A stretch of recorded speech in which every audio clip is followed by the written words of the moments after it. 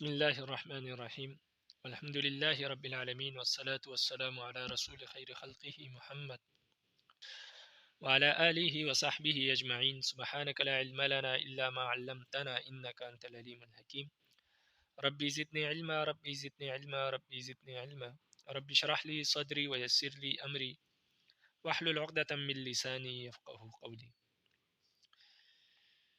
کتاب الامارۃ والقضاء، امارت اور قضاء کا بیان۔ امارت سے مراد یہاں پر حکمرانی ہے اور قضاء سے مراد شرعی عدالت ہے۔ اسلامی نظام حکومت کی امارت کی یہ دو بنیادی ستون ہیں۔ ایک امارت کی حکمرانی کیسے کرنی ہے، اور نمبر دو احکامات کیسے نافذ کرنے ہیں، قاضی نے فیصلے کیسے کرنے ہیں۔ تو امیر اور حاکم جو ہوتا ہے وہ اسلام کے قانون اساسی کا محافظ ہوتا ہے۔ اسی طرح نظام حکومت امر بالمعروف اور نہی عن المنکر کا ذمہ دار، اور اسی طرح مذہب اور امت مسلمہ کی طاقت اور قوت کا امیر ہوتا ہے اور امور عامہ کا نگہبان ہوتا ہے۔ اسلامی معاشرے کے افراد کا تعلق جن امور سے ہے ان سب پر امیر اور امام کا ہی اختیار ہوتا ہے۔ اسی طرح جو قاضی ہے وہ اسلامی عدالت کا سربراہ ہونے کی حیثیت سے عام شہریوں کے حقوق یعنی امن، آزادی، مساوات کا محافظ ہوتا ہے، اور وہ معاملات کا فیصلہ کرنے میں شریعت کی طرف سے حکم کی حیثیت رکھتا ہے۔ اس کی سب سے بڑی ذمہ داری یہ ہوتی ہے کہ وہ لوگوں کے نزاعی مقدمات یعنی آپس کے جو لڑائی جھگڑے ہیں ان مقدمات کا شریعت کے مطابق فیصلہ کرے، اور اس کا سب سے بڑا فرض یہ ہوتا ہے کہ وہ عدل و انصاف، دیانتداری اور ایمانداری کے تقاضوں کو ہر حالت میں مد نظر رکھے اور اسی کے مطابق فیصلہ دے۔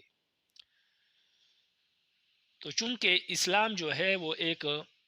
مذہب نہیں ہے بلکہ دستور حیات ہے،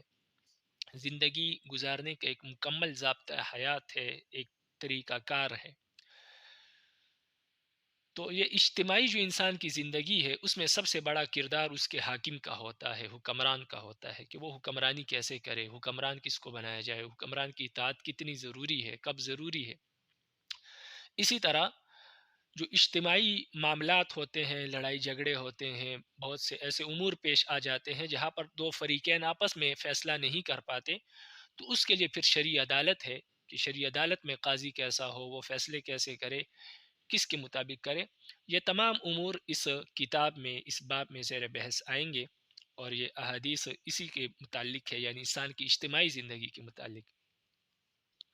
مسلمان کے۔ الفصل الاول عن ابی ہریرہ رضی اللہ تعالی عنہ قال،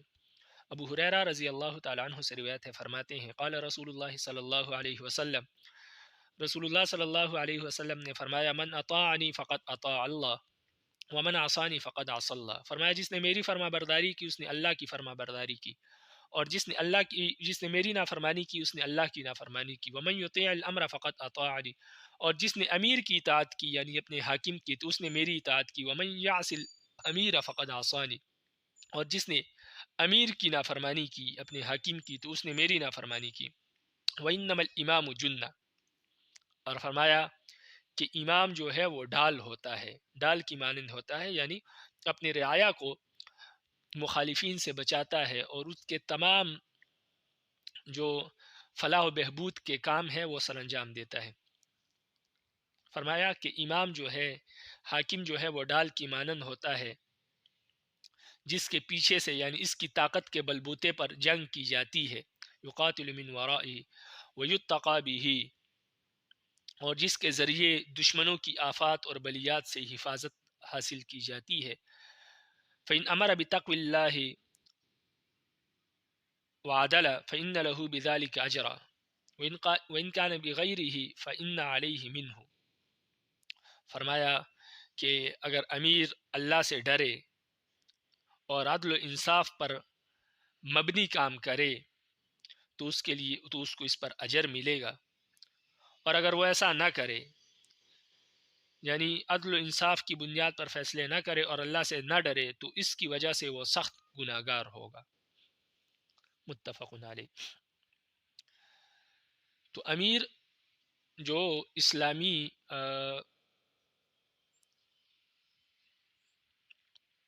جو اسلام نے امیر کی اطاعت کی اور امیر کی جو صفات بیان کی ہے وہ صفات امیر میں ہو، اور اسلامی طور پر وہ حکومت سنبھالے، اسلامی طرز کے مطابق حکومت چلے، اسلامی نظام ہو، اسلامی قانون ہو، اور اسی طرح وہ جو حاکم بنا ہو تو وہ بھی جس طرح اسلام نے طریقہ کار بتایا ہے حاکم بنانے کا اس کے مطابق بنا ہو، تو تب اس کے لیے سارے امور ضروری ہے۔ لیکن اگر وہ کفریہ نظام کے مطابق حاکم بنا ہے اور اسلامی قانون نہیں ہے اور نہ اسلام کا نام و نشان ہے، بس صرف نام ہی لیا جاتا ہے، تو ایسی صورت میں پھر یہ تمام چیزیں اس پر صادق نہیں آتی کہ اس امیر کی اطاعت جو ہے وہ اللہ کے نبی کی اطاعت ہو، تو ایسا نہیں ہے۔ یہ وہ امام ہے، وہ حاکم ہے جو مکمل اسلامی طور طریقے کے مطابق حاکم بنا ہو اور اسلامی قانون ہو، باقی بعد میں اس میں کمزوریاں ہوتی ہے، بعض اوقات عدل و انصاف کو قائم نہیں کر پاتا، غلطی کوتاہی ہو جاتی ہے، تو الگ بات ہے۔ وعن ام الحسین قالت، ام حسین رضی اللہ تعالی عنہ سے روایت ہے، فرماتی ہیں قال رسول اللہ صلی اللہ علیہ وسلم، رسول اللہ صلی اللہ علیہ وسلم نے فرمایا، ان امر علیکم عبد مجدع یقودکم بکتاب اللہ فاسمعوا له واطیعوا۔ نبی علیہ السلام نے فرمایا اگر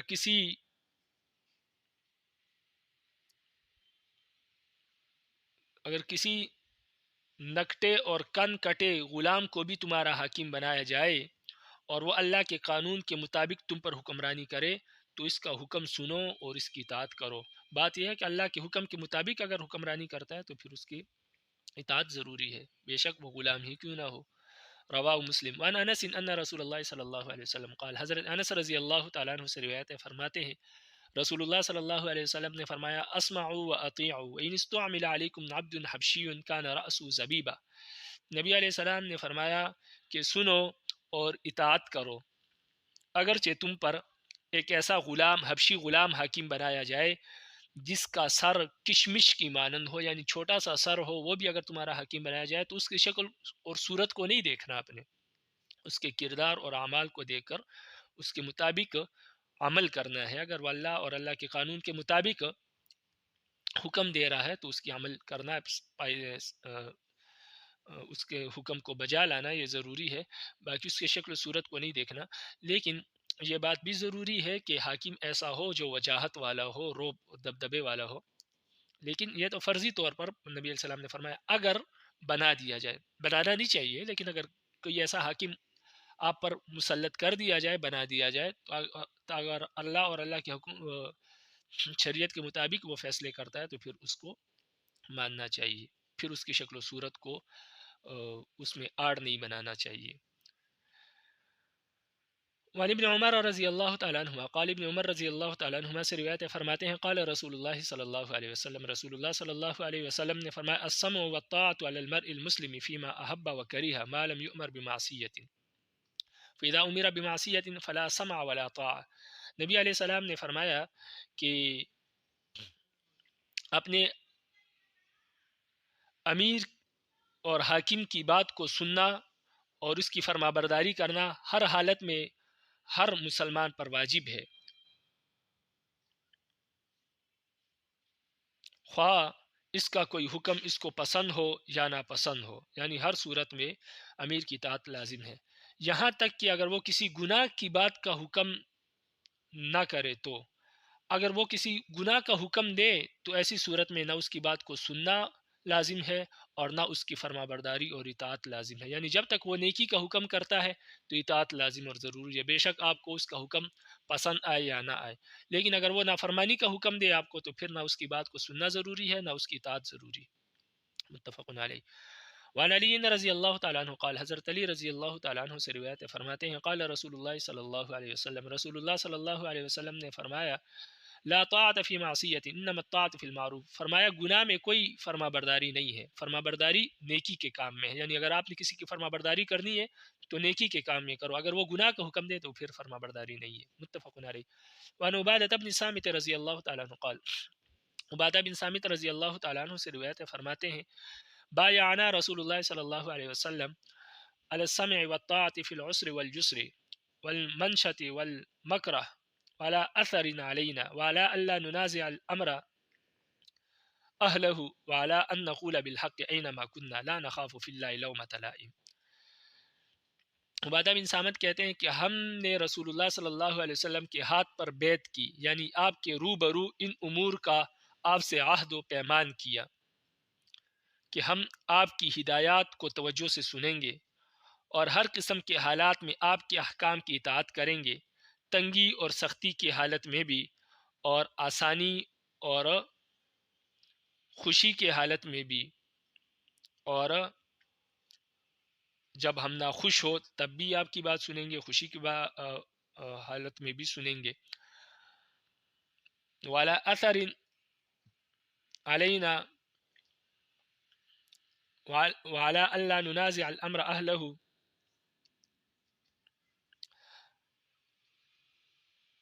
اگر ہم پر ترجیح دی جائے گی تو ہم صبر کریں گے،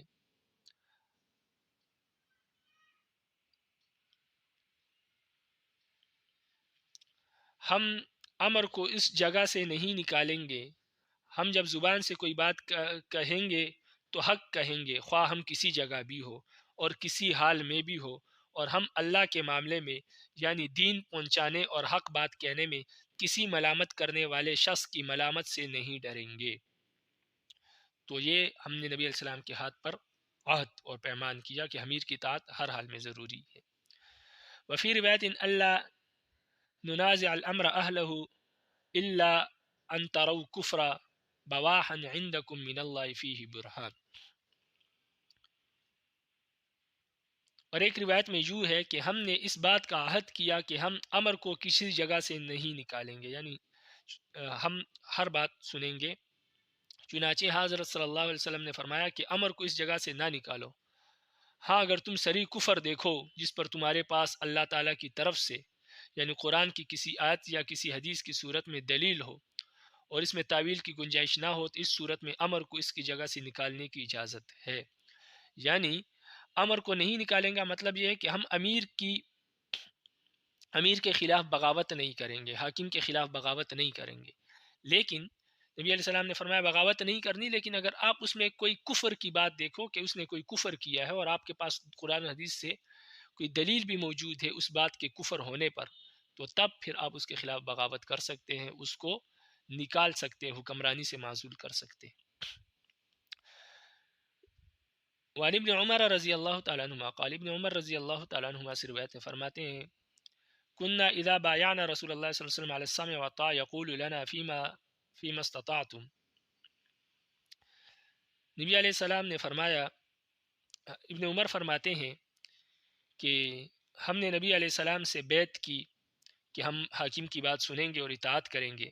اور نبی علیہ السلام ہمیں فرما رہے تھے فیما استطعتم، ان کاموں میں امیر کی اطاعت ضروری ہے جس کی تم کو طاقت ہو، یعنی جو تمہارے بس سے باہر ہو، جو کام تم کر ہی نہیں سکتے اس میں امیر کی اطاعت ضروری نہیں ہے، کیونکہ وہ آپ کے بس میں نہیں ہے، جتنا آپ کے بس میں ہے اتنا امیر کی بات کو سننا اور اس کی اطاعت کرنا یہ آپ پر لازم ہے۔ وعن ابن عباس رضی اللہ تعالیٰ عنہما قال، ابن عباس رضی اللہ تعالیٰ عنہما سے روایت ہے، فرماتے ہیں قال رسول اللہ صلی اللہ علیہ وسلم، رسول اللہ صلی اللہ علیہ وسلم نے فرمایا من رأى من اميره شيئا يكرهه فليصبر فإنه ليس أحد يفارق الجماعة شبرا فيموت إلا مات ميتة جاهلية۔ نبی علیہ السلام نے فرمایا اگر کوئی شخص اپنے امیر اور سردار کی طرف سے کوئی ایسی بات دیکھے جو اس کو شرعاً یا طبعاً ناپسند ہو تو اس کو چاہیے کہ صبر کرے اور اس کی وجہ سے امام کے خلاف بغاوت کا جھنڈا بلند نہ کرے، کیونکہ جو شخص جماعت سے ایک بالش بھی جدا ہوتا ہے اور توبہ کیے بغیر اس حالت میں مر گیا تو اس کی موت جاہلیت کی موت کے مانند ہوگی، یعنی یہ جاہلوں میں اٹھایا جائے گا، جو زمانے جاہلیت میں جو لوگ مرے اس میں اٹھایا جائے گا، اس لیے کہ امیر کی اطاعت اس نے چھوڑ دی، تو صرف فسق و فجور کی وجہ سے امیر کی اطاعت اور امیر کے خلاف بغاوت جو ہے یہ جائز نہیں ہے۔ امیر میں کوئی ناپسند بات دیکھ لی تو اس کا یہ مطلب نہیں کہ اس کے خلاف بغاوت شروع کر دے. ہاں اگر وہ صریح کفر کی بات کرے تو ایسی صورت میں پھر بغاوت ہو سکتی ہے. وعن ابی ہریرہ رضی اللہ تعالیٰ عنہ قال ابو ہریرہ رضی اللہ تعالیٰ عنہ سے روایت فرماتے ہیں سمعت رسول اللہ صلی اللہ علیہ وسلم یقول میں نے رسول اللہ صلی اللہ علیہ وسلم کو فرماتے ہوئے سنا. فرما رہے تھے من خرج من الطاعت وفارق الجماع مات میتۃ جاہلیہ. نبی علیہ السلام نے فرمایا جو شخص امیر کی اطاعت سے نکل گیا اور جماعت کو چھوڑ دیا یعنی مسلمانوں کو چھوڑ کے دارالکفر چلا گیا اور وہ وہاں پر مر گیا تو وہ جاہلیت کی موت مرا ہے. ومن قاتل تحت رایت عمیت یغبز لعصبیت او یدعو لعصبیت او ینصر عصبیت فقتلۃ جاہلیہ.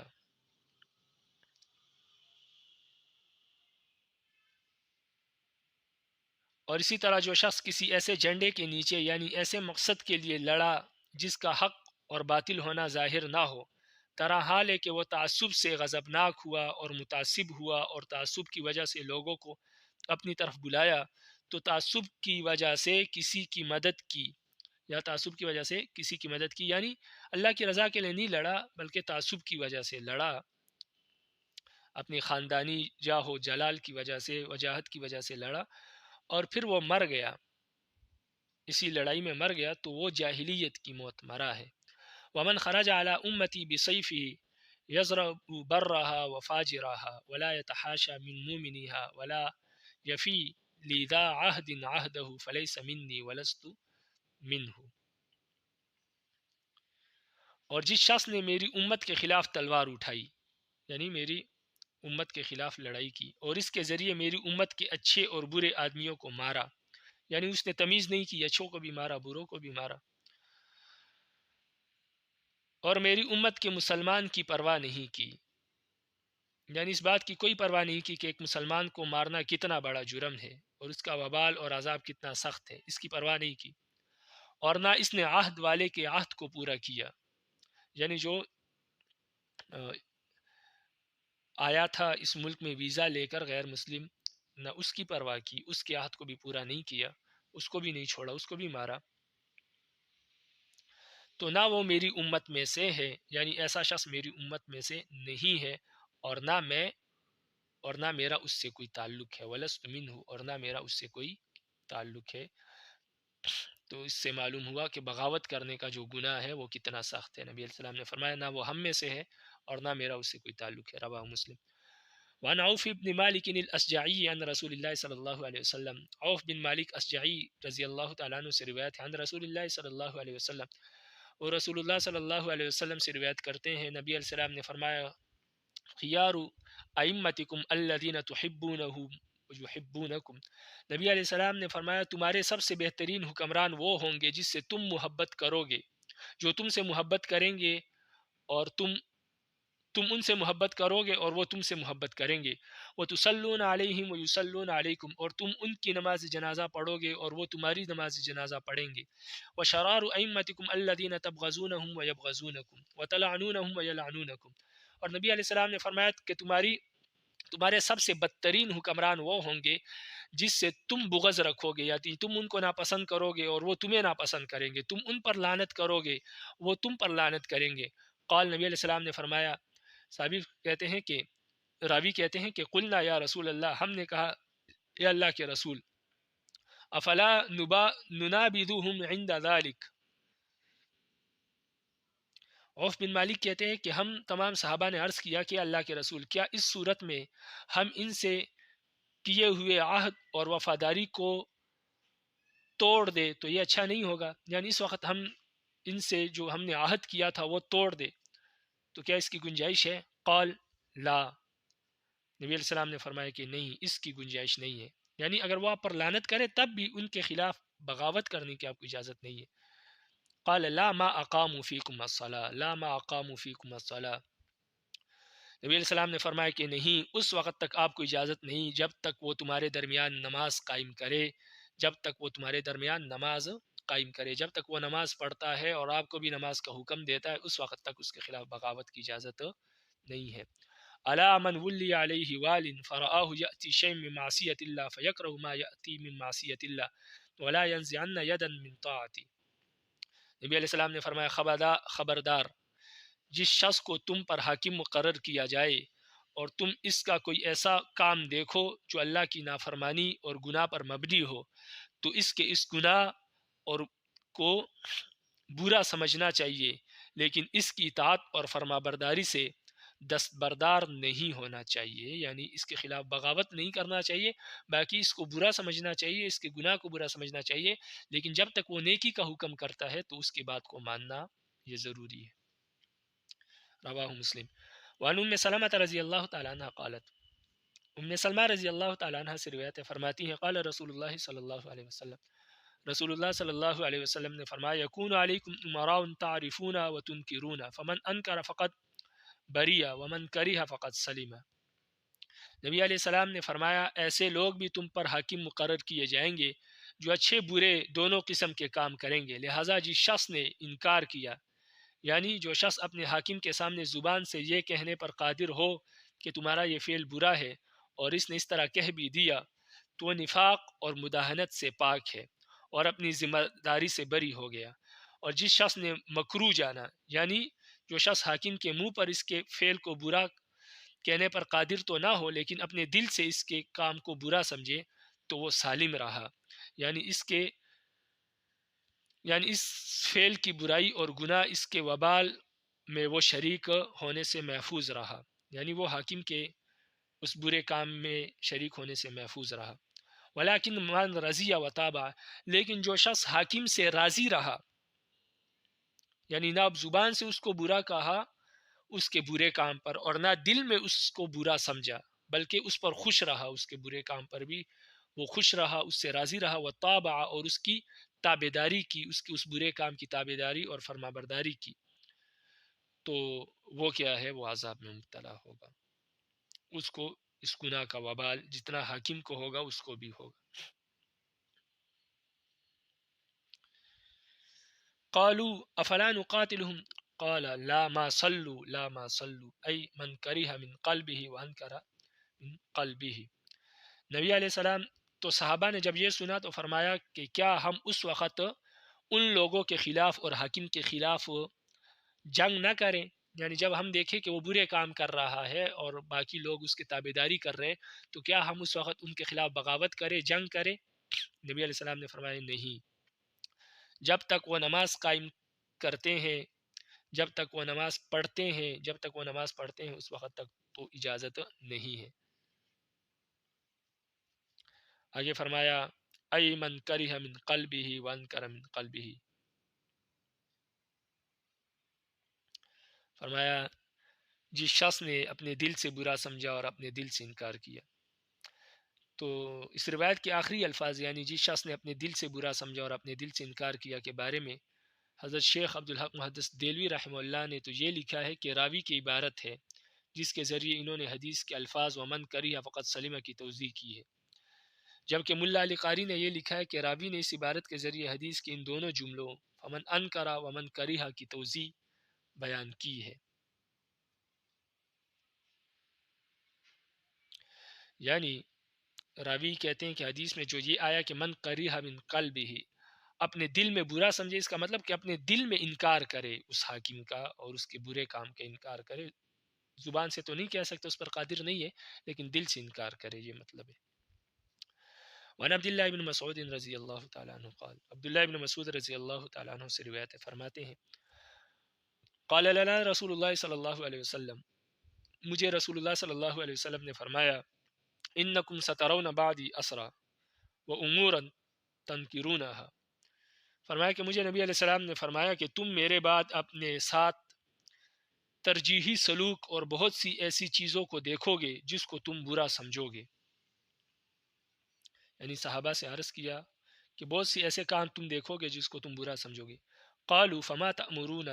تأمرنا یا رسول اللہ، تو صحابہ نے کہا اے اللہ کے رسول آپ ہمیں کیا حکم دیتے ہیں، یعنی جب ہم ان کاموں کو دیکھیں تو اس وقت آپ ہمیں کیا حکم دیتے ہیں کہ ہم کیا کریں؟ قال ادوا الیہم حقہم وصلوا اللہ حقکم، نبی علیہ السلام نے فرمایا کہ اس وقت آپ لوگوں کو ان کا حق دے یعنی اس وقت تم حاکموں کا حق ادا کرو اور اپنا حق اللہ تعالیٰ سے مانگو، کیونکہ حاکم آپ کو آپ کا حق نہیں دیں گے تو آپ کی فرما برداری کرنی ہے حاکموں کی، لیکن چونکہ وہ آپ کا حق آپ کو نہیں دے رہے تو آپ اپنا حق اللہ سے مانگو۔ متفق علیہ۔ لیکن بغاوت کی اجازت نہیں ہے جب تک وہ صریح کفر اس سے ظاہر نہ ہو۔ وعن وائل بن حجر رضی اللہ تعالیٰ عنہ قال، وائل بن حجر رضی اللہ تعالیٰ عنہ سے روایت فرماتے ہیں سأل سلمۃ بن یزید الجعفی رسول اللہ صلی اللہ علیہ وسلم۔ وائل بن حجر سے روایت فرماتے ہیں کہ سالم بن یزید الجعفی نے رسول اللہ صلی اللہ علیہ وسلم سے پوچھا، فقال کہنے لگا، یا نبی اللہ ارأیت ان قامت علینا امراء یسألوننا حقهم ویمنعوننا حقنا، فرمائے اے اللہ کے رسول آپ مجھے بتائیں کہ اگر ہمارے اوپر ایسے حکمران مسلط ہو جائے جو ہم سے تو اپنا حق مانگے لیکن ہمیں ہمارا حق نہ دے، تو فما تأمروننا، تو آپ ہمیں کیا حکم دیتے ہیں کہ ہم کیا کریں؟ قال اسمعوا واطیعوا فإن علیہم ما حملوا وعلیکم ما حملتم، نبی علیہ السلام نے فرمایا کہ اس وقت تم ان کی فرما برداری کرو اور ان کی اطاعت کرو، ان کی باتوں کو سنو اور اس کی اطاعت کرو، اس لیے کہ ان پر اس چیز کا گناہ ہے جو وہ کر رہے ہیں اور آپ کو اس چیز کا اجر ملے گا جو یعنی جو آپ کر رہے ہیں۔ یعنی ان کو اپنی نافرمانیوں کا، کیونکہ وہ حاکم ہے، اس کو آپ کے حقوق دینے چاہیے، اگر وہ نہیں دے رہا تو اس کے ذمے وہ ہے جو اس کی ذمہ داری ہے، اس سے اس کا پوچھا جائے گا، اور آپ سے آپ کی ذمہ داری کے بارے میں پوچھا جائے گا، اور آپ کی ذمہ داری یہ ہے کہ آپ امیر کی اطاعت کریں، اس کی فرما برداری کریں، تو آپ اپنا کام کریں، آپ سے قیامت کے دن جب پوچھا جائے گا تو آپ بری ہوں گے اور وہ پھنس جائے گا، اس لیے آپ اپنا کام کریں۔ رواہ مسلم۔ وعن عبد الله بن عمر رضی اللہ تعالیٰ عنہ قال، عبداللہ بن عمر رضی اللہ تعالیٰ عنہ سے روایت فرماتے ہیں سمعت رسول اللہ صلی اللہ علیہ وسلم، میں نے رسول اللہ صلی اللہ علیہ وسلم کو سنا، یقول فرما رہے تھے، من خلع یدا من طاعت لقی اللہ یوم القیامہ ولا حجت له، نبی علیہ السلام نے فرمایا جو شخص امام یعنی اسلامی مملکت کے سربراہ کی اطاعت سے ہاتھ کھینچ لے، یعنی اس کی اطاعت نہ کرے، وہ قیامت کے دن بارگاہ رب العزت میں اس طرح حاضر ہوگا کہ اس کے پاس ایمان کی کوئی دلیل نہ ہوگی۔ ومن مات ولیس فی عنقه بیع مات میتۃ جاہلیہ، اور جو شخص اس حال میں مرے کہ اس کی گردن میں امام کی بیعت یعنی امام برحق کی اطاعت سے آزادی ہو، یعنی امام کا باغی ہو، اس کا فرما بردار نہ ہو، تو اس کی یہ موت جاہلیت کے موت کے مترادف ہے، یعنی امام کی تابعداری نہ کرتا ہو بلکہ باغیوں میں ہو، اس حالت میں مرے تو یہ جاہلیت کی موت کے مترادف ہے۔ وعن ابی ہریرہ رضی اللہ تعالیٰ عنہ قال، ابو ہریرہ رضی اللہ تعالیٰ عنہ سے روایت ہے عن النبی صلی اللہ علیہ وسلم، وہ نبی علیہ السلام سے روایت کرتے ہیں کہ کانت بنو اسرائیل تسوسهم الانبیاء كلما هلك نبي خلفه نبي وأنه لا نبي بعدي وسيكون خلفاء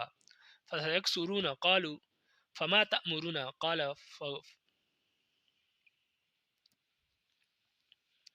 نبی علیہ السلام نے فرمایا، ابو ہریرہ رضی اللہ عنہ سے روایت ہے، وہ نبی علیہ السلام سے روایت کرتے ہیں کہ نبی علیہ السلام نے فرمایا کہ بنی اسرائیل میں بنی اسرائیل کے انبیاء سیاست کیا کرتے تھے، یعنی انبیاء ادب اور تہذیب سکھایا کرتے تھے لوگوں کو، سیاست کا یہی معنی ہے لوگوں کے حقوق ان تک پہنچانا، سیاست کرتے تھے۔ جب بھی کوئی نبی فوت ہو جاتا تو اس کا جانشین کوئی دوسرا نبی ہو جاتا، اللہ کسی دوسرے نبی کو بھیج دیتے، لیکن میرے بعد کوئی نبی نہیں ہے، میرے بعد خلفاء آئیں گے اور بہت سے خلفاء ہوں گے جن کے ذمے امت کی رہنمائی اور نگہبانی ہوگی۔ صحابہ نے عرض کیا فما تأمرنا، اے اللہ کے رسول آپ ہمیں کیا حکم دیتے ہیں اس وقت؟ قال فبوایت الاول فالاول اعطوهم حقهم فإن اللہ سائلهم عما استرعاهم۔ صحابہ نے عرض کیا کہ جب بیک وقت متعدد امراء اور امت کے سیاست کے دعوے دار ہوں گے اور آپس میں ایک دوسرے کی مخالفت کریں گے تو اس وقت کے لیے آپ ہمیں کیا ہدایت فرماتے ہیں؟ آپ صلی اللہ علیہ وسلم نے فرمایا پہلے امیر کی بیعت پوری کرو، پھر دوسرے زمانے میں پھر امیر کی، یعنی جب بھی بیک وقت مثلا امیر اپنی سیاست کا دعویٰ کرے تو اس کی امیر کی بیعت اور طاعت کرو، پھر جو پہلے مقرر ہو اس کی کرو اور دوسرے کی پیروی نہ کرو، یعنی جو امیر ہو اس کی اطاعت کرو اور اس کے ما سوا جو اس کے مخالف ہے دوسرے لوگ ان کی اطاعت نہ کرو۔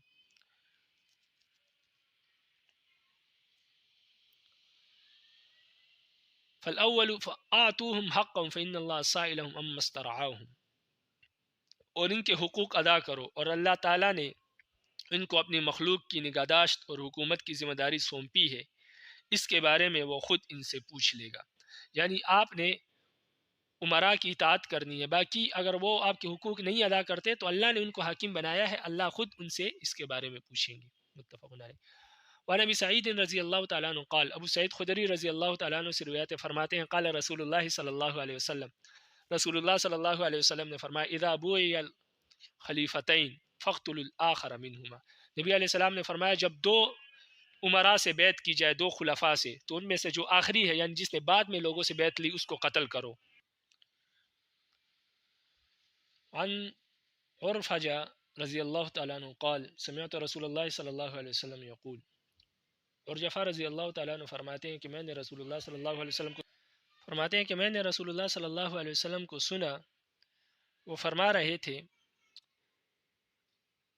سیکون حنات و حنات فمن اراد ان یفرق امر هذا الامہ وهي جميعا فضربوه بالسیف کائنا من کان۔ نبی علیہ السلام نے فرمایا کہ ان قریب تخریب کار اور فسادی رونما ہوں گے، لہذا جو شخص اس امت میں تفریق پیدا کرنا چاہے درا حال ہے کہ یہ امت متفق ہو تو اس شخص کو تلوار سے، یعنی اس شخص کی گردن تلوار سے اڑا دو جو اس امت میں تفریق پیدا کرنا چاہے، وہ جو بھی ہو۔ نبی علیہ السلام نے فرمایا کہ ان قریب تخریب کار اور فسادی رونما ہوں گے، تو جو شخص اس امت میں تفریق پیدا کرنا چاہے حالانکہ یہ امت متحد ہو تو تفریق کرنے والے کے گردن کو اڑا دو چاہے وہ جو بھی ہو، رواہ مسلم۔ تو یہ جو منافقین اور تخریب کار ہے، مسلمانوں کے درمیان پھوٹ ڈالنا چاہتے ہیں، ان کے متعلق نبی علیہ السلام نے فرمایا کہ وہ واجب القتل ہے، ان کی گردن اڑا دو۔ وعنہ قال سمعت رسول اللہ صلی اللہ علیہ وسلم، اور عرفجہ ہی سے روایت فرماتے ہیں کہ میں نے رسول اللہ صلی اللہ علیہ وسلم کو سنا، فرما رہے تھے من اتاکم وامرکم جمیع علی رجل واحد یرید ان یشق عصاکم او یفرق جماعتکم فاقتلوہ۔ فرماتے ہیں کہ میں نبی علیہ السلام کو سنا، فرمایا کہ جو شخص امام وقت کے خلاف بغاوت کر کے اور اپنی خلافت اور امارت کا اعلان کرے، یعنی تمہارے پاس آئے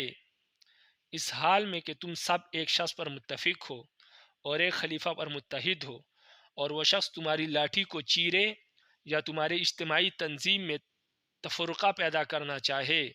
تو تم اس شخص کو قتل کر دو۔ یعنی کوئی شخص اگر تمہارے پاس ایسی حالت میں آئے کہ جس وقت تم ایک امام پر متفق ہو اور وہ آئے اور تمہارے درمیان پھوٹ ڈالنا چاہے اور اپنے آپ کو امام ظاہر کرے، خلیفہ ظاہر کرے، تو ایسے شخص کی گردن کو اڑا دو، اس لیے کہ مسلمانوں میں تفریق پیدا کر رہا ہے۔ وعن عبداللہ بن عمرو رضی اللہ تعالیٰ عنہ قال، عبداللہ بن عمر رضی اللہ تعالیٰ عنہ سے روایت فرماتے ہیں قال رسول اللہ صلی اللہ علیہ وسلم، رسول اللہ صلی اللہ علیہ وسلم نے فرمایا من بایع اماما فاعطاہ صفقۃ یدہ وثمرۃ قلبہ فلیعطہ ان استطاع فان جاء آخر ینازعہ فاضربوا عنق الآخر۔ نبی علیہ السلام نے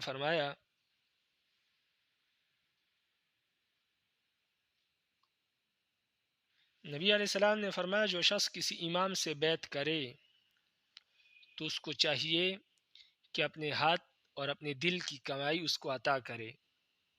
اگر اس کی طاقت ہو۔ فإن جاء آخر ينازعه فاضربوا عنق الآخر، اور اگر کوئی دوسرا شخص آئے جو اس امام اور خلیفہ سے جھگڑا کرے تو دوسرے شخص کی گردن کو اڑا دے، رواہ مسلم۔ اپنے ہاتھ اور اپنے دل کا ثمرہ اس کو عطا کرے. یعنی اگر آپ نے کسی سے بیعت کی تو پھر اخلاص کے ساتھ بیعت کرے، اپنے ہاتھ یعنی اپنی فرما برداری اس کے سامنے ظاہر کرے، اور اپنے دل کا ثمرہ اس کو عطا کرے. دل کا ثمرہ یعنی اخلاص کے ساتھ اس کے ساتھ معاملہ کرے، دل سے اس کو قبول کرے، منافقت نہ کرے. یعنی بظاہر تو اس کے ساتھ ہو اور دل میں اس سے نفرت کرتا ہو، ایسا نہ کرے، بلکہ جس کے ساتھ بیعت کی تو اپنی فرما برداری بھی اس کے سامنے ظاہر کرے اور دل سے بھی اس کے ساتھ مخلص ہو کر چلے. اور اگر کوئی دوسرا شخص آ کر اس کی امامت میں رخنہ اندازی کرتا ہے اور اس سے جھگڑتا ہے اور یہ کہتا ہے کہ میں خلیفہ ہوں، یعنی پھوٹ ڈالنا چاہتا ہے مسلمانوں میں، تو دوسرا شخص جو آپ کے خلیفہ جس سے آپ نے بیعت کی اس سے لڑائی جھگڑا کر رہا ہے اور اپنی بیعت کا دعویٰ کر رہا ہے تو اس کی گردن کو اڑا دو. وعن عبد الرحمن بن سمورہ رضی اللہ تعالیٰ عنہ قال، عبد الرحمن بن سمورہ رضی اللہ تعالیٰ عنہ سے روایت فرماتے ہیں، قال علی رسول اللہ صلی اللہ علیہ وسلم، فرماتے ہیں کہ مجھے رسول اللہ صلی اللہ علیہ وسلم نے فرمایا کہ لا تسأل الامارۃ فإنک ان اعطیتها عن مسألۃ وکلت الیہا. فرمایا اگر تمہیں امارت تمہارے مانگنے پر مل گئی، نبی علیہ السلام نے مجھے فرمایا کہ کبھی حکمرانی کا سوال نہ کرنا کسی سے، یعنی کبھی کسی سے حکمرانی اور حکومت نہ مانگنا. اگر تمہیں کوئی حکومت دے دی گئی، چاہے کوئی وزیر تمہیں بنا دیا گیا کسی چیز کا، یا حکومت دے دی گئی پوری کی پوری تمہارے مانگنے پر، تو تمہیں اس کے حوالے کر دیا جائے گا. یعنی تمہیں پھر حکومت کے حوالے کر دیا جائے گا، اس کام کے حوالے کر دیا جائے گا. اور چونکہ آپ نے خود مانگا تھا تو اللہ تعالیٰ کی مدد آپ کے ساتھ نہیں ہوگی، بلکہ یوں ہوگا کہ آپ خود کرو، کوشش کرو، اس کو سنبھالو، اور کوئی بھی کام بغیر اللہ کی مدد کے نہیں ہو سکتا. تو اس لیے فرمایا کہ خود نہ مانگو، اس لیے کہ اللہ کی مدد نہیں ہوگی پھر آپ کے ساتھ. وَإِنْ أُعْطِيتَهَا عَنْ غَيْرِ مَسْأَلَةٍ وَعِنْتَ عَلَيْهَا، اور اگر آپ کو بغیر مانگے ہوئے آپ کو حکمرانی دی گئی، یعنی آپ نے نہیں مانگی، خود آپ کو دے دی گئی، تو ایسی صورت میں آپ کی مدد کی جائے گی اس میں، یعنی اللہ آپ کی مدد کریں گے. تو اس لیے اس کا طلبگار نہیں ہونا چاہیے. اگر خود مانگے تو پھر اللہ کی مدد نہیں ہوتی، انسان ذلیل اور رسوا ہو جاتا ہے. اور اگر بغیر مانگے اللہ عطا کر دے تو پھر اللہ مدد بھی عطا فرماتے ہیں. تو اس لیے سوال کرنا یہ اللہ کو پسند نہیں ہے. کسی چیز کا اگر سوال کیا جائے تو اللہ سے کیا جائے. وعن ابی ہریرہ عن نبی صلی اللہ علیہ وسلم، ابو ہریرہ رضی اللہ تعالیٰ عنہ نبی علیہ السلام سے روایت کرتے ہیں، نبی علیہ السلام نے فرمایا انکم ستحرسون علی الامارہ وستکون ندامة یوم القیامہ فنعم المرضع وبئس الفاطمہ.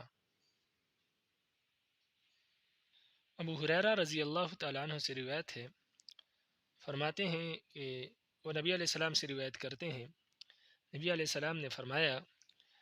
کہ تم آنے والے زمانے میں حکومت اور سیاست کے حرص میں مبتلا ہو جاؤ گے، حالانکہ حکومت اور سیاست قیامت کے دن پشیمانی کا سبب ہے. یعنی حکومت کی لالچ جو ہے یہ قیامت کے دن پشیمانی کا سبب ہے. حکومت اور سیاست دودھ چھڑانے والی عورت کی طرح بری لگتی ہے، لہٰذا یہ بات عقل مند آدمی کے لائق نہیں کہ وہ ایسی لذت کے حصول کی خواہش اور کوشش کرے جس کا انجام جو ہے وہ غم اور حسرت ہے. تو فرمایا کہ بئس الفاطمہ، یہ عقل مند آدمی کے لائق نہیں کہ وہ حکمرانی کی حرص کرے، اس کی لالچ کرے. رواہ البخاری. وعن ابی ذر رضی اللہ تعالیٰ عنہ قال قلت یا رسول اللہ الا تستعملنی قال فضرب بيده على منكبي ثم قال يا أبا ذر إنك ضعيف وإنها أمانة وإن يوم القيامة خزي وندامة إلا من أخذها بحقها وأدى الذي عليه فيها. ابو ذر رضی اللہ تعالیٰ عنہ سے روایت ہے، فرماتے ہیں کہ میں نے کہا اے اللہ کے رسول، آپ مجھے حاکم کیوں نہیں بناتے، کسی جگہ کا کوئی حاکم بنا دے مجھے. فرماتے ہیں کہ نبی علیہ السلام نے میرے کندھے پر ہاتھ مارا، پھر کہا اے ابو ذر، آپ کمزور آدمی ہے اور یہ حکمرانی جو ہے اللہ کی طرف سے ایک امانت ہے، یعنی اس کے ساتھ لوگوں کے حق متعلق ہوتے ہیں، تو اللہ کی طرف سے امانت ہے، اور قیامت کے دن یہ رسوائی اور پشیمانی کا سبب ہے۔ الا من اخذ بحقها وادى الذي عليه فيها، ہاں مگر اس شخص کے لیے جو حکمرانی کے حقوق ادا کر دے اور جو اس پر ضروری ہے، یعنی جو حکمرانی کی جو ذمہ داریاں ہیں وہ پوری کر دے، تو اس کے لیے ندامت اور پشیمانی کا باعث نہیں ہے، لیکن اس کے ماں سوا جو لوگ اس کے حقوق پورے نہ کریں اس کے لیے پشیمانی کا باعث ہے، اس لیے آپ اس کا سوال نہ کریں۔ وفی روایت قال له یا ابا ذر انی اراک ضعیفا وانی احب لک ما احب لنفسی، اور ایک روایت میں یوں ہے کہ نبی علیہ السلام نے فرمایا کہ ابو ذر، میں آپ کو دیکھ رہا ہوں کہ آپ بہت کمزور آدمی ہیں، اور میں آپ کے لیے وہی چیز پسند کرتا ہوں جو اپنے لیے پسند کرتا ہوں، یعنی میں اپنے لیے حکمرانی پسند نہیں کرتا تو آپ کے لیے بھی پسند نہیں کرتا۔ آگے فرمایا لا تأمرن علی اثنین ولا تولین مال یتیم، فرمایا ابو ذر دو آدمیوں کا بھی کبھی حاکم نہ بننا، اگر دو آدمی ہو اور آپ کو اپنا بڑا بنائے تو ان کا بڑا بھی نہ بننا، کسی دوسرے کو بنا دینا۔ اور ولا تولین مال یتیم، اور کسی یتیم کے مال کی ذمہ داری نہ اٹھانا، یعنی کسی یتیم کو اپنے پرورش میں لے کر اس کی مال کی ذمہ داری نہ اٹھانا کہ میں اس کے مال کو اسی پر خرچ کروں گا، اس لیے کہ آپ نہیں کر پاؤ گے، اونچ نیچ ہو جائے گی، تو اس کی بڑی سخت وعید ہے، بڑا سخت عذاب ہے۔ رواہ مسلم۔ وعن ابی موسیٰ رضی اللہ تعالیٰ عنہ قال، ابو موسیٰ رضی اللہ تعالیٰ عنہ سے روایت ہے، فرماتے ہیں دخلت علی النبی صلی اللہ علیہ وسلم انا ورجلان من بنی عمی، ابو موسیٰ اشعری رضی اللہ تعالیٰ عنہ فرماتے ہیں کہ میں نبی علیہ السلام کی خدمت میں حاضر ہوا اور میرے دو چچا زاد بھی میرے ساتھ تھے۔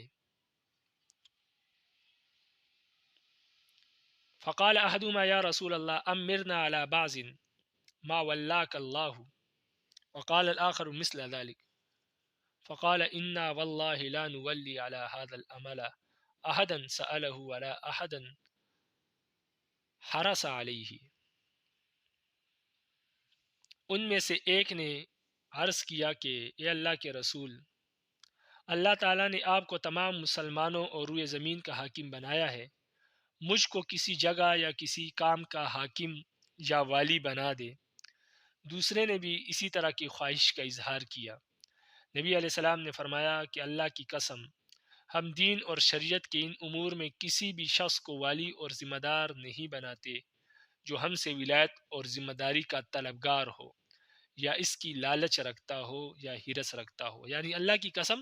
ہم کسی ایسے شخص کو کبھی بھی حاکم نہیں بناتے جو حکومت کا طلبگار ہو یا حکومت کی لالچ ہو۔ تو آپ طلبگار ہیں، آپ کی لالچ نظر آ رہی ہے، اس وجہ سے میں آپ کو حاکم نہیں بناؤں گا۔ قال وفی روایت، اور ایک روایت میں ہے کہ لا نستعمل علی عملنا من ارادہ، ایک روایت میں یوں ہے کہ آپ صلی اللہ علیہ وسلم نے فرمایا کہ ہم اپنے کام پر اس شخص کو عامل مقرر نہیں کرتے جو اس کا ارادہ کرے، یعنی عامل ہونے کی خواہش کرے تو ہم اس کو عامل نہیں بناتے، جو خواہش نہیں کرتا اس کو بناتے ہیں۔ متفق علیہ۔ اس لیے کہ اوپر حدیث گزر چکی کہ جو خواہش کرتا ہے، طلبگار ہوتا ہے، اس کی مدد نہیں کی جاتی، اور جو طلبگار نہیں ہوتا بلکہ اس کو خود دی جاتی ہے تو اللہ تعالیٰ پھر اس کی مدد بھی کرتے ہیں۔ وعن ابی ہریرہ رضی اللہ تعالیٰ عنہ قال، ابو ہریرہ رضی اللہ تعالیٰ عنہ سے روایت ہے، فرماتے ہیں تجدون من خیر الناس اشدهم کراہیہ لهذا الامر حتى یقع فیہ، نبی علیہ السلام نے فرمایا کہ لوگوں میں بہتر تم اس شخص کو پاؤ گے جو اس چیز یعنی حکومت اور سیاست کو ناپسند کرنے کے معاملے میں سب سے زیادہ سخت ہو، یہاں تک کہ وہ اس میں مبتلا ہو جائے، یعنی سب سے سخت ہو، اس کو ناپسند کرتا ہو لیکن مجبوراً پھر اس میں پڑ جائے۔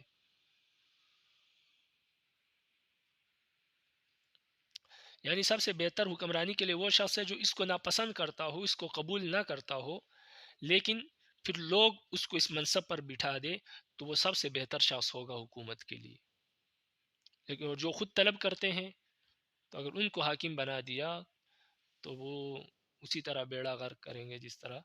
آج کل ہے۔ تو اس لیے نبی علیہ السلام نے فرمایا کہ سب سے بہتر وہ ہے حکمرانی کے لیے جو حکومت کو ناپسند کرتا ہے۔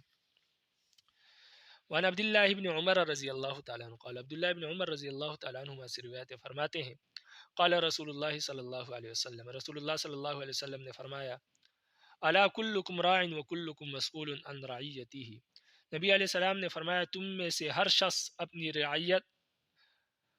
رعایا کا نگہبان ہے، اور تم میں سے ہر شخص سے قیامت کے دن اس کی رعیت کے بارے میں پوچھا جائے گا۔ فالامام الذی علی الناس راع وهو مسئول عن رعیتہ، فرمایا جو حاکم اور حکمران ہے وہ اپنی رعایا اور اپنی حکومت کے لوگوں کا نگہبان ہے، قیامت کے دن اس سے ان لوگوں کے بارے میں پوچھا جائے گا، یعنی ان کے حقوق کے بارے میں پوچھا جائے گا کہ ان کے حقوق ادا کیے یا نہیں، ان کی تربیت کی یا نہیں۔ والرجل راع علی اہل بیتہ وهو مسئول عن رعیتہ، اور مرد اپنے گھر والوں کا نگہبان ہے، اس کو گھر والوں کے بارے میں اس سے پوچھا جائے گا، اپنے گھر والوں کے متعلق گھر کے سربراہ سے پوچھا جائے گا۔ والمرأة راعیة علی بیت زوجها وولده وهي مسئولة عنهم، اور عورت اپنے خاوند کے گھر اور اس کے بچوں کی نگہبان ہے، ان کے حقوق کے بارے میں اس سے پوچھا جائے گا۔ وعبد الرجل راع علی مال سیدہ، اور بندے کا جو غلام ہے وہ اس کے اپنے آقا کے مال کا نگہبان ہے، وہ مسئول عنہ، آقا کے مال کے بارے میں اس سے پوچھا جائے گا، یعنی آقا کے مال کی حفاظت اس کی ذمہ داری۔ الا فکلکم راع وکلکم مسئول عن رعیتہ، نبی علیہ السلام نے فرمایا سنو، ہر شخص تم میں سے نگہبان ہے اور ہر شخص سے اس کی رعایا کے بارے میں پوچھا جائے گا۔ متفق علیہ۔ وعن معقل ابن یسار، تو اس حدیث سے معلوم ہوا کہ ہر شخص کی ذمہ داری ہے، کوئی بھی شخص اپنے آپ کو ذمہ داری سے ماورا نہ سمجھے۔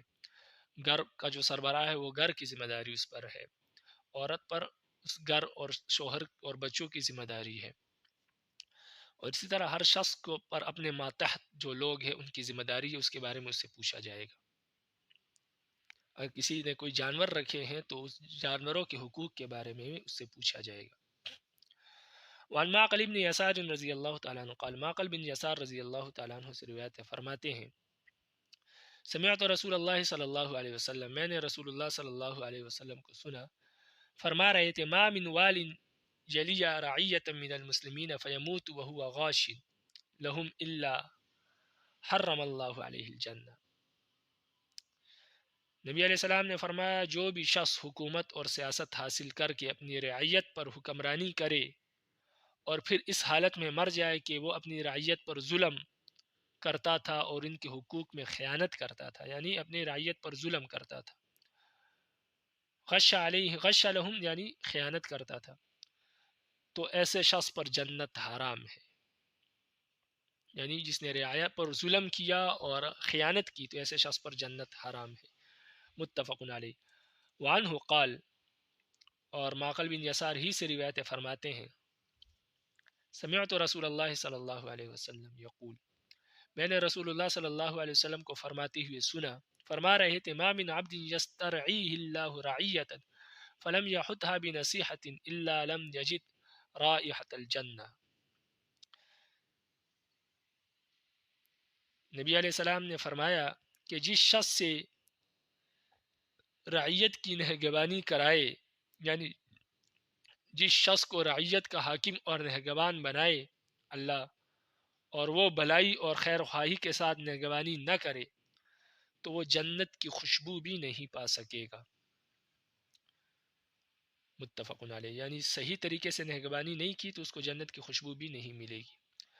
وعن عائذ بن عمرو قال، عائذ بن عمر رضی اللہ تعالیٰ عنہ سے روایت ہے، فرماتے ہیں سمعت رسول اللہ صلی اللہ علیہ وسلم، نبی علیہ السلام نے فرمایا، نبی علیہ السلام نے فرمایا سب سے بدترین حاکم وہ ہے جو اپنی رعایا پر ظلم کرے، ان شر الرعاء الحطمہ، سب سے بدترین حاکم وہ ہے جو اپنے رعایا پر ظلم کرے، ظالم حاکم سب سے بدترین حاکم ہے، رواه مسلم۔ وعن عائشہ رضی اللہ تعالیٰ عنہ قالت، حضرت عائشہ رضی اللہ تعالیٰ عنہ سے روایت فرماتی ہیں قال رسول اللہ صلی اللہ علیہ وسلم، رسول اللہ صلی اللہ علیہ وسلم نے فرمایا اللہم من ولی من امر امتی شیئا فشق علیہم فاشق علیہ۔ حضرت عائشہ فرماتی ہیں کہ نبی علیہ السلام نے فرمایا کہ میرے پروردگار، جس شخص کو میری امت کے دینی اور دنیاوی امور میں سے کسی کا ولی اور متصرف بنایا جائے، یعنی کسی شخص کو میری امت میں سے کوئی عہدہ یا ملے یا کوئی حاکم بنے اور وہ میری امت پر سختی کرے تو یا اللہ آپ بھی اس پر سختی کرنا۔ ومن ولی من امر امتی شیئا فرق بہم فرفق بھی، اور جس کو میری امت کے ذمہ داریوں میں سے کوئی ذمہ داری ملی، یعنی حاکم بنا یا کسی جگہ کا حاکم ولی بنا اور اس نے نرمی کی لوگوں کے ساتھ، تو یا اللہ آپ بھی ان کے ساتھ نرمی کا معاملہ کرنا۔ رواہ مسلم۔ وعن عبداللہ بن عمرو بن العاص، عبداللہ بن عمر بن العاص رضی اللہ تعالیٰ عنہ سے روایت ہے، فرماتے ہیں قال رسول اللہ صلی اللہ علیہ وسلم، رسول اللہ صلی اللہ علیہ وسلم نے فرمایا ان المقسطین عند اللہ علی منابر من نور عن یمین الرحمن۔ نبی علیہ السلام نے فرمایا کہ جو انصاف کرنے والے ہیں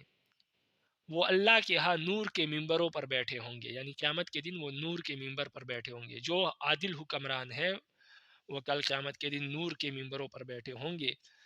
رحمان کے دائیں طرف، یعنی اللہ تعالیٰ کے دائیں طرف وہ نور کے ممبر پر بیٹھے ہوں گے۔ وکلتا یدیہ یمین الذین یعدلون فی حکمہم واہلیہم وما ولو، اور اللہ کے دونوں ہاتھ داہنے ہاتھ ہے، اور عادل حکمران وہ ہے جو اپنے احکام، اپنے اہل اور اپنے زیر تصرف معاملات میں عدل و انصاف قائم کرتے ہیں۔ دانے ہاتھ یعنی اللہ تعالیٰ کے نزدیک بیٹھے ہوں گے، یہ مطلب ہے دائیں ہاتھ کا۔ اور اللہ تعالیٰ کے دونوں ہاتھ دانے ہاتھ ہے تو یہ ایک وہم کو دور کرنے کے لیے فرمایا کہ کوئی یہ نہ سمجھے کہ دانا ہاتھ اور بایاں ہاتھ یہ اللہ کے مقابل ہے، کیونکہ بایاں نسبتاً کمزور ہوتا ہے۔ تو نبی علیہ السلام نے فرمایا کہ اللہ کے دونوں ہاتھ دانے ہیں، یعنی اللہ طاقتور ہے، باقی اللہ جسم سے پاک ہے۔ تو ما یلیک بشانی، جیسے اللہ کی شان ہے اللہ اس طرح ہے۔ باقی یہ ہاتھ وغیرہ جو تشبیہ دی جاتی ہے یہ صرف اللہ کی طاقت کو ظاہر کیا جاتا ہے، اور دانے طرف یعنی اللہ کے قریب ہوں گے، یہ مطلب ہے۔ وعن ابی سعید الخدری رضی اللہ تعالیٰ عنہ قال، ابو سعید رضی اللہ تعالیٰ عنہ سے روایت فرماتے ہیں قال رسول اللہ صلی اللہ علیہ وسلم، رسول اللہ صلی اللہ علیہ وسلم نے فرمایا ما بعث اللہ من نبی ولا استخلف من خلیفۃ الا كانت له بطانتان، بطانة تأمر بالمعروف وتحزه عليه، وبطانة تأمر بالشر وتحز عليه، والمعصوم من عصمه اللہ۔ رواہ البخاری۔ نبی علیہ السلام نے فرمایا کہ اللہ تعالیٰ نے ایسا کوئی نبی نہیں بھیجا اور ایسا کوئی خلیفہ مقرر نہیں کیا جس کے لیے دو چھپے ہوئے رفیق نہ ہو، یعنی دو اس کے رفیق ہوتے ہیں، دوست ہوتے ہیں۔ ایک چھپا ہوا رفیق تو نیک کام کرنے کا حکم دیتا ہے اور نیکی کی طرف راغب کرتا ہے، یہ فرشتہ ہے، اور دوسرا چھپا ہوا فریق برائی کا حکم دیتا ہے اور برائی کی طرف مائل کرتا ہے، تو یہ شیطان کا کام ہے۔ اور معصوم اور بے گناہ وہ ہے جس کو اللہ تعالیٰ نے گناہوں سے محفوظ رکھا، یعنی بچتا وہی ہے جس کو اللہ بچائے، اس لیے اللہ سے ہر وقت عافیت کا سوال کرنا چاہیے، عافیت مانگنی چاہیے۔ اپنی طاقت، اپنی شہرت پر جو ہے وہ بھروسہ نہ ہو، اللہ کی مدد پر، اللہ کی استعانت پر، اللہ کی رحمت پر بھروسہ ہو، حاکم کو بھی، عام رعایا کو بھی، کمزور کو بھی، طاقتور کو بھی، اس لیے کہ اللہ کے حکم اور ارادے کے بغیر کچھ بھی ممکن نہیں ہے۔ وعن انس رضی اللہ تعالیٰ عنہ قال، حضرت انس رضی اللہ تعالیٰ عنہ سے روایت فرماتے ہیں کان قیس بن سعد من النبی صلی اللہ علیہ وسلم بمنزلۃ صاحب الشورۃ من الامیر۔ حضرت انس کہتے ہیں کہ نبی علیہ السلام کے ہاں حضرت قیس بن سعد کے سپرد وہ خدمت تھی جو عمرا سلاطین کے ہاں کوتوال انجام دیتے ہیں، یعنی کوتوال کی جو خدمت تھی وہ حضرت قیس بن سعد دیا کرتے تھے۔ مطلب یہ ہے کہ حضرت قیس بن سعد نبی علیہ السلام کی خدمت میں حاضر رہتے تھے، یہاں تک کہ جو احکام دین اور ان کو جاری اور نافذ کرے، جیسے کہ حکمراں اور سلاطین کے ہاں کوتوال اس خدمت پر مقرر رہتے ہیں، اسی طرح قیس بن سعد جو ہے وہ ان احکامات کو جاری کرتے تھے اور نافذ کرتے تھے، لوگوں کو بتاتے تھے کہ نبی علیہ السلام یہ حکم دے رہے ہیں اور آج کے بعد یہ کام کرنا ہے، اس سے منع کر رہے ہیں، تو یہ ان کا کام تھا۔ وعن ابی بکرہ، ابو بکرہ رضی اللہ تعالیٰ عنہ سے روایت فرماتے ہیں، لما بلغ رسول اللہ صلی اللہ علیہ وسلم ان اہل فارس قد ملکو علیہم بنت کسرا قال لن يفلح قوم ولوا امرهم امرأة۔ ابو بکرہ کہتے ہیں کہ جب رسول اللہ صلی اللہ علیہ وسلم کو یہ خبر پہنچی کہ فارس والوں نے کسرا کی بیٹی کو اپنا حکمران بنا لیا ہے، تو نبی علیہ السلام نے فرمایا کہ وہ قوم کبھی بھی کامیاب نہیں ہو سکتی جس نے اپنے اوپر ایک عورت کو حاکم بنا لیا ہو، یعنی وہ قوم کبھی کامیاب نہیں ہو سکتی جنہوں نے عورت کو اپنا حاکم بنا لیا ہو۔ اس حدیث سے معلوم ہوا کہ ولایت اور حکمرانی کا اہل مرد ہی ہو سکتا ہے، عورت حکمرانی اور سربراہی کے منصب کی اہل نہیں ہے، اس کی سربراہی اسلام میں جائز نہیں، قابل قبول نہیں ہے۔